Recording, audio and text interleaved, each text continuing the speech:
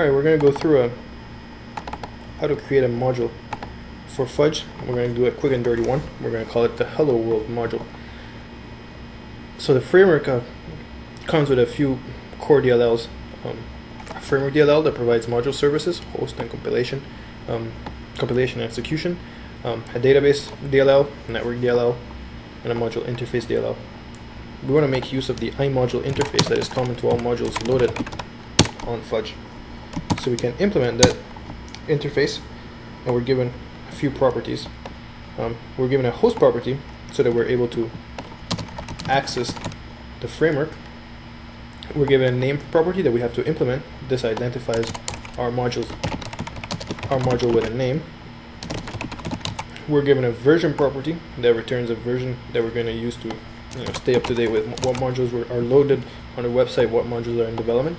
And then we're given two methods: initialize, that is called when the framework initially loads the modules and starts it, and dispose, that is called when the framework stops. So what we want to do is we want to create a file on the framework. We want to compile it, and we want to run it, and we want to display the output.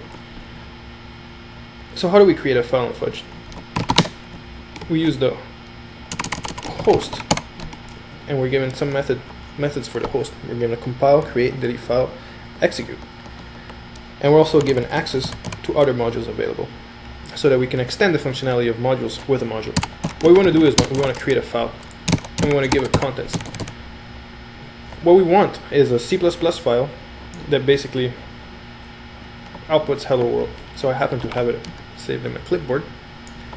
Create file returns a handle to a file. We're going to have to use that handle to compile and execute files.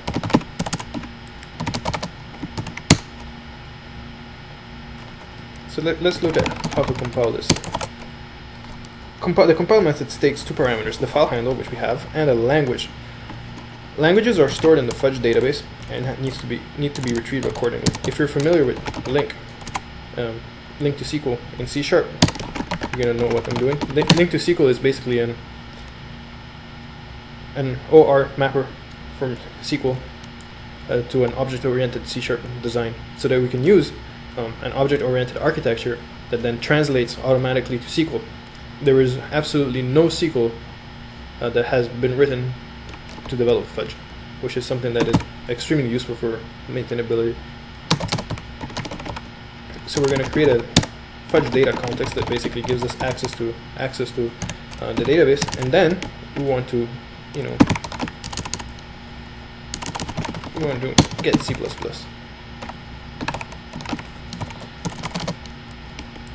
So we're going to access the languages table, and we're going to get the one and only C++.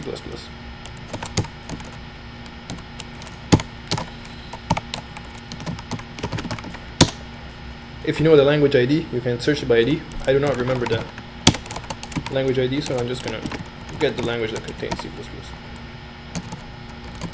So when I'm done with that, I can get a handle to my executable. So I'm going to compile in C++ my file. Now let's assume that this program did not compile. Then I want to catch a compilation error exception that might occur and output the message to the console. Otherwise, what I want to do is I want to get the result of the execution. So let's execute. And let's see what parameters we can pass to execute. We can pass it a memory limit so that whenever an executable exceeds a certain amount of memory requested, it will stop. Let's give it about 16 megs to run.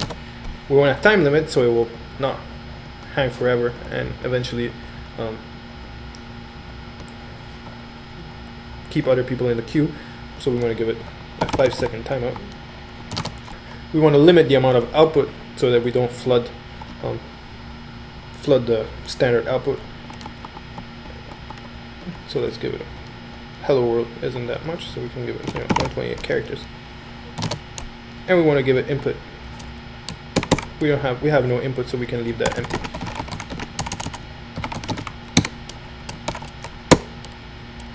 So once we have our result, all we have to do is we can simply print it.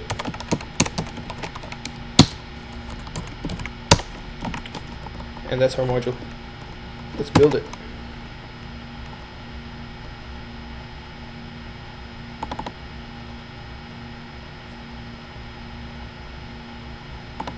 Let's see where our problems are. We have some missing semicolons.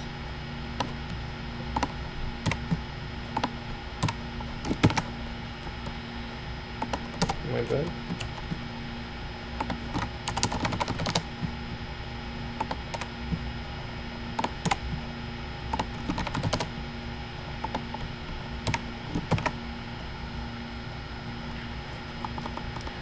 Alright, our module built successfully, so we're going to load into Fudge. We're going to load it with an FTP script, and we're going to see how the here